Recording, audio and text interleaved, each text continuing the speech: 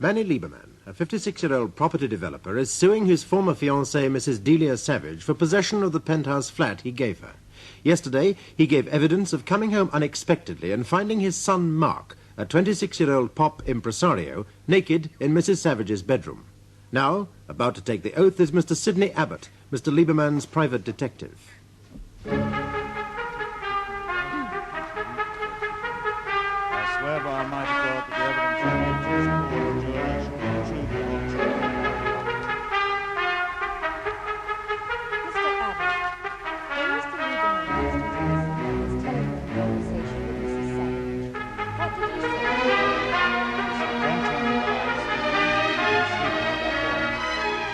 He told her that their engagement was off and that she'd have to leave the flat. And what did Mrs. Savage reply? Well, exactly what Mr. Lieberman has stated. That he'd have to burn down the bloody building first. And was that the end of the conversation? To the best of my recollection, yes, madam.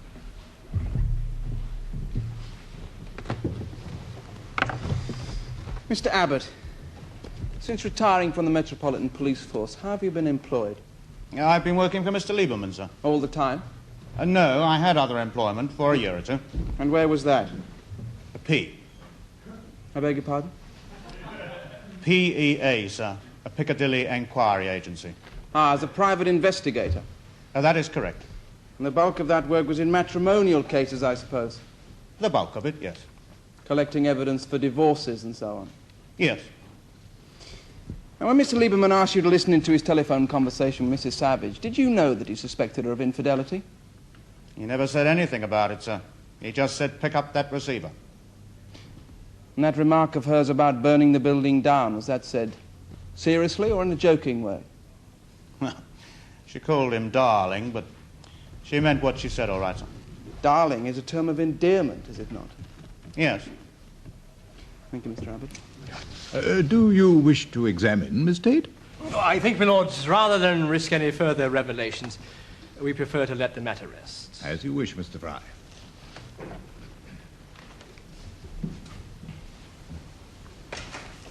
That, my lord, is the case for the plaintiff. Please, your lordship, members of the jury. The case for the defendant in this action is that Mr. Lieberman never made marriage a condition of Mrs. Savage's occupation of the penthouse. That the plaintiff was entirely mistaken in the conclusions which he drew from his son's presence there, and that he did a grave injustice to Mrs. Savage by jumping to these conclusions, and that this injustice has been compounded by his breaking off the engagement and ordering her to leave the property. Now, it was as a result of Mr. Lieberman's gift, and on his advice, that the defendant has sold her own property in Chapel Street, Belgravia. It's now unlikely that she'll be able to purchase a similar property at an equivalent price. With your lordship's leave, with the assistance of my learned friend, Mr. Dealey, I will seek to call the evidence for the defendant. First, the defendant herself, Mrs. Delia Savage.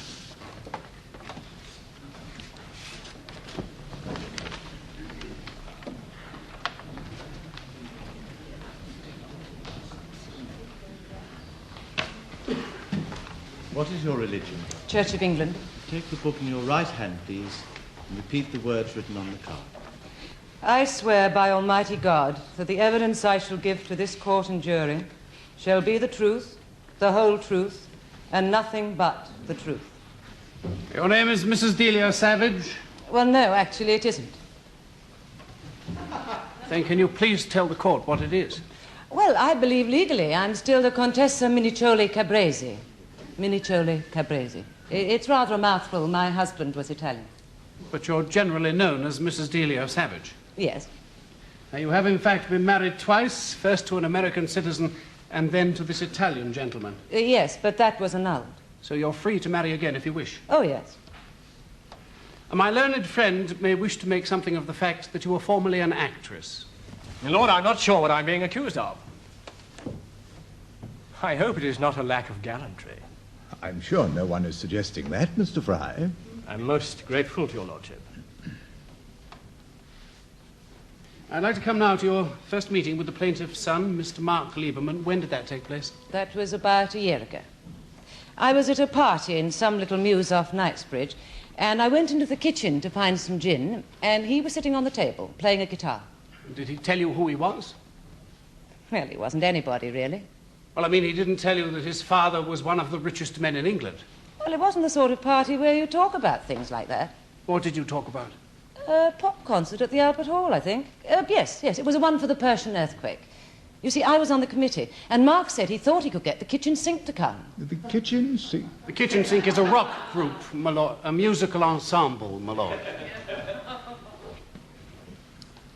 Did you meet frequently after that? Yes, quite often.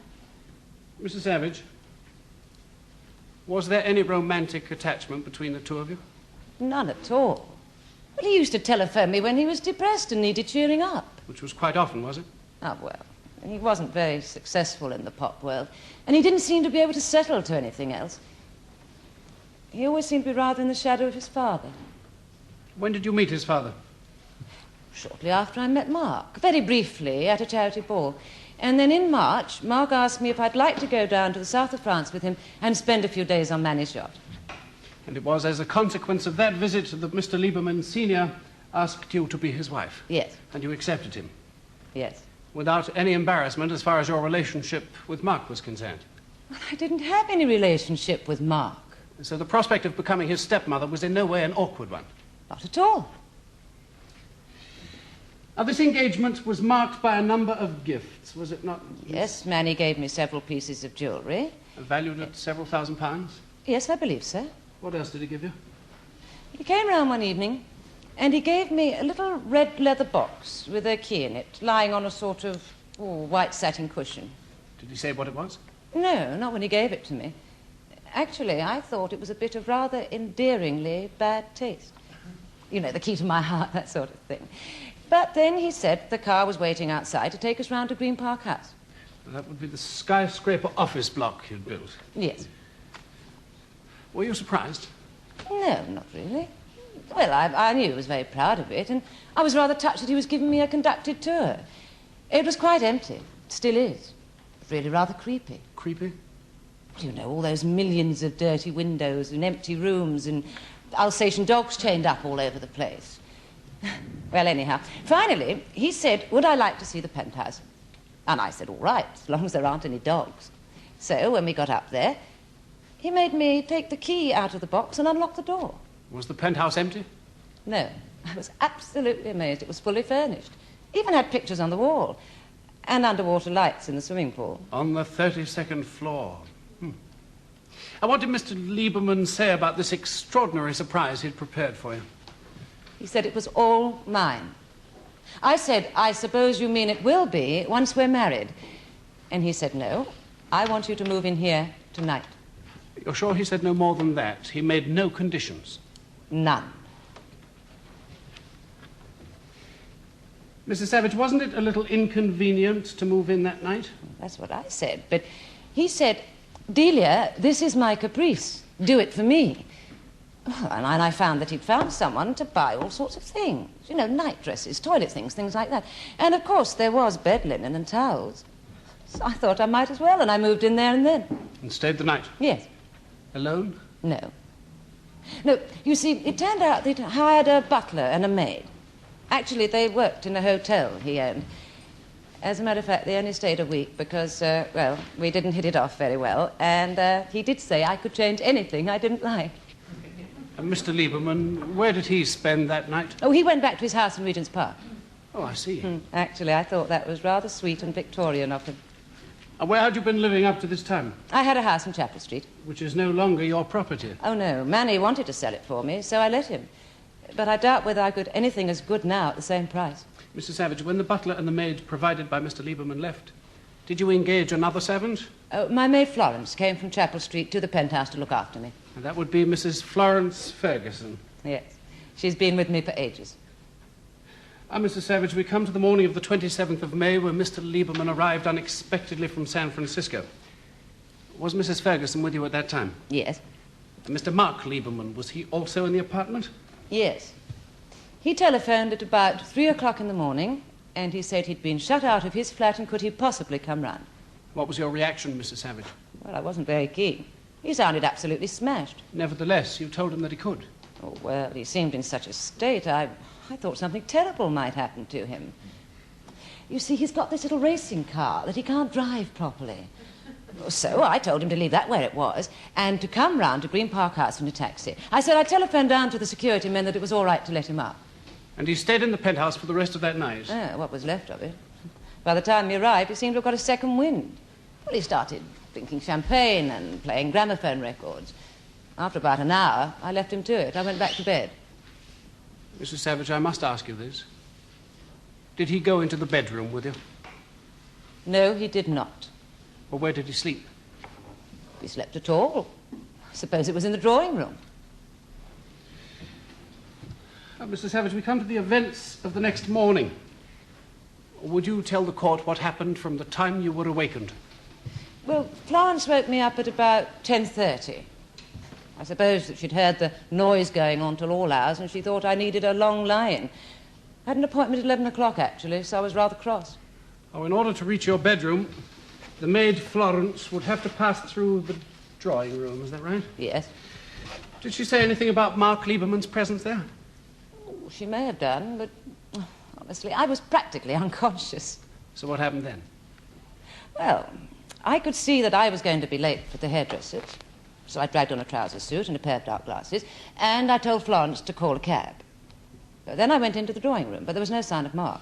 Oh, there was confusion everywhere and records and clothes lying all over the place. So I called out to him, and he came in through the French windows that lead onto the roof garden. Been in the pool, apparently. He was dripping wet and leaving marks all over the carpet.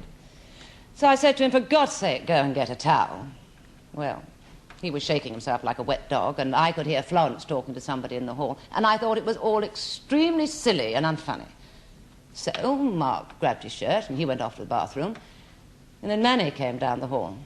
Were you pleased to see him? Of course not. Well, I'd had a terrible night. I must have been looking like something out of a horror movie. And what did you say to him? Well, I explained I was just going out to the hairdressers. Now, where was Mark when this conversation was taking place?